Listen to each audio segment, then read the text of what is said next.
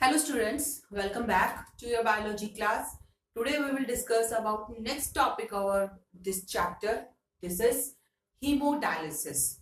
अभी तक हम इस चैप्टर में एक्सक्रीटरी सिस्टम और एक्सक्रीटरी सिस्टम के फंक्शंस के बारे में पढ़ चुके हैं. As you already know that the function of the kidneys are to purify the blood or filter the blood. Kidney का काम है ब्लड को फिल्टर करना, पर क्या हो अगर किडनी अपना ये फंक्शन अच्छे से परफॉर्म ना कर पाए due to any reasons, like it could be injury, it can be means blood flow अगर प्रॉपरली किडनी को नहीं मिल रहा, किसी भी रीजन से अगर किडनी डैमेज हो जाए, किसी डिजीज की वजह से, किसी भी रीजन से, तब किडनीज अपना फंक्शन परफॉर्म नहीं कर सकती. In this case, they are not able to filter the blood, and the nitrogenous waste which are need to be excreted through the blood get accumulated in the blood. और ये चीज आपको भी पता है, it's very harmful for the body, because अगर nitrogenous waste body से बाहर नहीं निकलेंगे तो वो बॉडी के अंदर एक्यूमुलेट होते रहेंगे and they will create the toxic effect.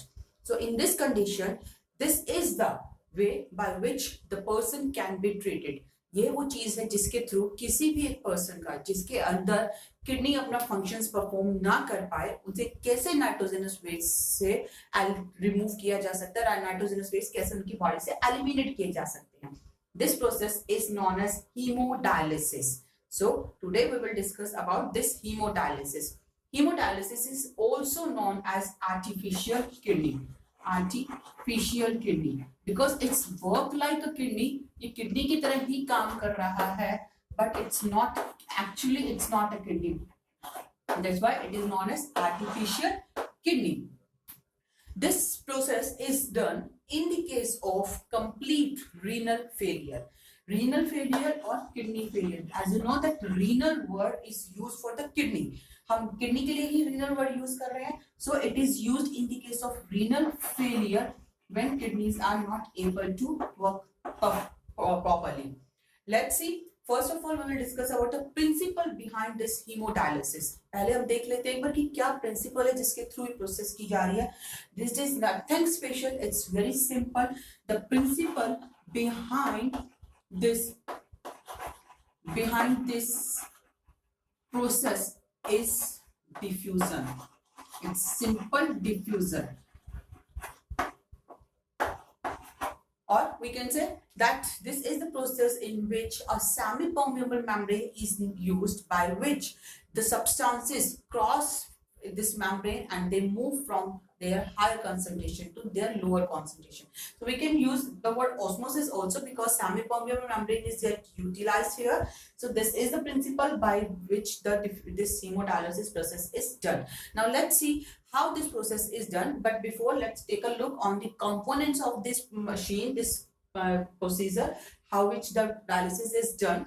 Here, this is the part, this is the line, or we can say this is the line by which the blood is coming from the patient's artery. तो यहाँ पे artery से blood जो है वो आ रहा है, artery के through यहाँ पे blood जो है वो आ रहा है इस line के अंदर. This is the line which is carrying blood from the patient's artery, and this is the pump. This is the pump which pumps the blood through all these structure. This is the tubes. These are the tubes in which the blood is now circulate, and these tubes are known as dialysing tubes, and these tubes have very special characteristic features. These tubes which are present, these tubes are made up of a semi-permeable membrane, and the semi-permeable membrane which is used here is cellophane. So this is the tubes which are made up of semi-permeable membrane. In tubes के through fluid, जो पूरा blood है, जो waste material containing blood है, it will circulate. And here this is the fluid which is used. These tubes are present with the connection with the fluid, and this fluid is known as dialysing fluid. This fluid is known as dialysing fluid. And here this is the, and this container, this bottle is carrying the fresh dialysing fluid. यहाँ से fresh dialysing fluid जो होगा वो provide किया जाएगा, and in this bottle it's get collecting the waste material. Here the waste materials get collected here. Now these are the some part, and from here the blood will go back into the patient's vein. यहाँ से जो blood है वो patient की vein के अंदर enter करवा दिया जाएगा. Now let's see what is the complete process. First of all, for this hemodialysis, for the filtration of the blood from the patient's artery is to be taken. Patient की artery के साथ ऐसा connection बनाया जाता है कि वहां से जो blood है वो इसके साथ blood artery से क्रॉस आएगा और इस लाइन के अंदर एंटर हो जाएगा. तो इस तरीके से कनेक्शन बनाया गया है कि the blood from artery is coming inside the line of this hemodialysis. इस लाइन के अंदर जो ब्लड एंटर करता है here when blood comes here, यहाँ पे एक चीज और इम्पोर्टेंट थोड़ा सा बताऊं यहाँ पे कि जब ये ब्लड इस पोर्शन पे इस लाइन में एंटर करवाया जाता है, at that time one chemical should be added here. यहाँ पे केमिकल ऐड करने की जरूरत पड़ती है, and that chemical is anticoagulant. Anticoagulant वो होते हैं जो ब्लड को जमने से बचाते हैं. हमारी बॉडी के अंदर जो ब्लड सर्कुलेट करता रहता है तो वो कभी भी जमता नहीं है, पर जैसे ही ब्लड बाहर आएगा, बाहर आने के बाद ब्लड जमना शुरू हो जाता है. तो अगर इस प्रोसेस में ब्लड जम जाएगा तो ये बहुत डिफिकल्ट होगा इस प्रोसेस को परफॉर्म कर पाना. So here anticoagulant should be added here. यहाँ पे इस स्टेप पे एंटीकोगुलेंट ऐड किया जाता है जब ब्लड को पेशेंट की आर्टरी से लिया गया है. And the name of this anticoagulant is heparin. So we can see that heparin is added here in the blood when it comes from the artery of the patient. Now from the pump, अब pump से होता हुआ blood जो है इन tubes के अंदर enter करेगा. Tubes हमने पहले ही डिस्कस किया. These tubes are made up of semi-permeable membrane. एक semi-permeable membrane की बनी हुई ट्यूब्स है और ये ट्यूब एक लिक्विड के कनेक्शन में प्रेजेंट है. आप ये देख सकते हैं आसानी से कि जो ट्यूब्स है उनके चारों तरफ एक लिक्विड फिल्ड है. And this liquid which is present in this dialysing bag, ये dialysing bag होगा, ये box भी बोल सकते हैं.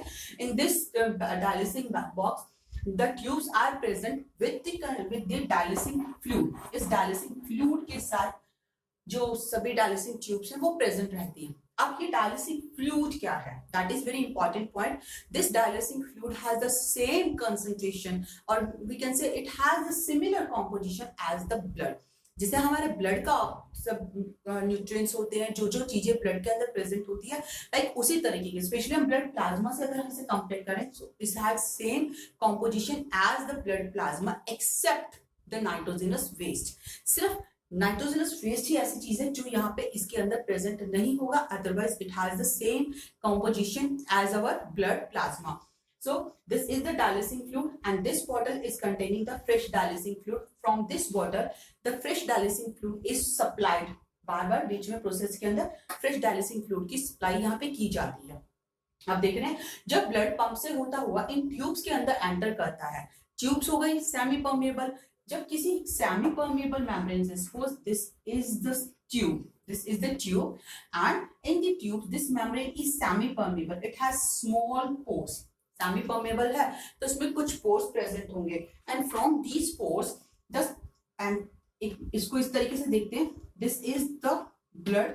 ये हमारा ब्लड है जो इन ट्यूब्स के अंदर एंटर कर रहा है, इन ट्यूब्स के अंदर मूव कर रहा है, सर्कुलेट कर रहा है इस प्रोसेस के अंदर.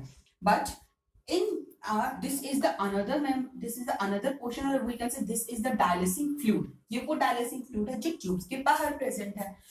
Here we are saying that membrane is semi permeable. membrane semi permeable है. इस semi permeable membrane की वजह से जो मॉलिक्यूल्स होंगे जिनकी कंसंट्रेशन इस डायलिसिंग फ्लूइड में कम होगी, they will come from tubes to this dialysing fluid. तो यहाँ पे ये जो मॉलिक्यूल्स है जिनकी कंसंट्रेशन यहाँ पे कम होगी, they will come inside this dialysing fluid. वो मूव करते हुए इस डायलिसिंग फ्लूइड के अंदर आ जाएंगे. Because this is the simple osmosis process, that if the semi-permeable is present, then substances move from their higher concentration to lower concentration.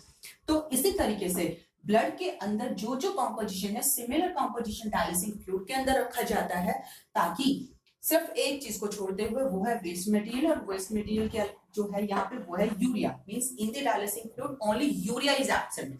So here from the blood the urea will come inside the dialysing fluid. Urea जो है वो dialysing fluid के अंदर enter कर जाएगी, and this dialysing fluid is now get collected. यहाँ से जो यूज डायलिसिंग फ्लूइड है वो कलेक्ट होता रहेगा इस बॉटल के अंदर with the waste material, जो कि यहाँ से यूरिया एलिमिनेट होकर आ रहा है उसे कैरी करता हुआ. in between so that this process can go smoothly. बीच बीच में यहाँ पे फिर से फ्रेश डायलिसिस फ्लूइड की सप्लाई की जाती है. This is the automatic system. तो यहाँ पे ऑटोमेटिक सिस्टम के थ्रू बीच बीच में new fresh dialysis fluid supply होता रहेगा and the used dialysis fluid is get accumulated in this another water which can carrying the waste material. अब हम यहाँ पे एक बात कह रहे हैं that this dialysis fluid is only carrying urea. It's not completely true. सिर्फ यूरिया हो ये कोई जरूरी नहीं है. With urea some salts also come inside this dialysis fluid. Filtration के बाद यूरिया के साथ साथ कुछ सॉल्ट भी है, कुछ मिनरल्स भी हम बोल सकते हैं जो ब्लड से फिल्टर होकर डायलिसिस फ्लूइड के अंदर आते रहेंगे. उसके अलावा if the patient is diabetic, patient diabetic है, उसके ब्लड के अंदर ग्लूकोज कंसंट्रेशन हाई है और हमने यहाँ पे जो डायलिसिस फ्लूइड लिया है वो हमने एक नॉर्मल ब्लड के कॉम्पोजिशन का डायलिसिस फ्लूइड हम यहाँ पे यूज कर रहे हैं. तो अगर ब्लड के अंदर ग्लूकोज कंसंट्रेशन जा रहा है, so that in that condition the glucose also come inside the dialysis fluid. उस केस में ग्लूकोज भी डायलिसिस फ्लूइड के अंदर आ जाएगा और वो बॉडी के बाहर एलिमिनेट हो जाएगा जितना एक्सेस अमाउंट ग्लूकोज जो प्रेजेंट होगा. So we can say after the filtration of the blood it's similar like the kidney, बिल्कुल किडनी की तरह ही प्रोसीजर कर रहा है. Here the all the waste material when bloods come circulate in this tubes, all the waste materials come outside and they become mixed with this dialysis fluid and this waste material is get collected here and the blood get filtered. यहाँ पे अब blood जो है इस tube के अंदर blood जो है वो अब एक फिल्टर ब्लड बन गया है जिसके अंदर नाइट्रोजनस वेस्ट अब प्रेजेंट नहीं है. This nitrogenous waste free blood is now again transported back into the veins of the patients. यहाँ पे एक चीज और ध्यान रखिएगा कि हमने वेन में ही क्यों लिखा है, क्योंकि वेन के थ्रू ही बाद में वो ब्लड पूरी बॉडी को सर्कुलेट होगा through the heart. So we are taking the blood from the arteries of the patient and we are sending or we are giving this blood to the vein of the patients. And before giving this blood into the vein or entering into the vein, we have to neutralize the effect of this heparin. हमने जो heparin यहाँ पे add किया है उसके effect को neutralise करने के लिए यहाँ पे फिर से केमिकल ऐड किया जाता है ताकि बॉडी में भी ब्लड का कोगुलेशन ना हो. इस सभी प्रोसेस को देखते हुए अब आप देख सकते हैं कि how that complete functions works. And here you should keep remember that this is known as artificial kidney also. इसे हमने artificial kidney इसलिए कहा है because it's functioning just like a kidney, but it's not a permanent treatment. ऐसा नहीं है कि जब भी किडनी फेलियर हो गया तो डायलिसिस एक परमानेंट ट्रीटमेंट की तरह यूज किया जा सके. ये प्रोसीजर तब तक यूटिलाइज किया जाता है जब तक पेशेंट को एक प्रॉपर किडनी ट्रांसप्लांटेशन ना मिल जाए, जब तक किडनी ना मिल जाए ट्रांसप्लांट करने के लिए. So this is the hemodialysis and this how in this way the patient get freed from their nitrogenous waste. So in the next video we will take a look on the next topic of the chapter. Till then, keep watching, keep studying and keep learning. Thank you.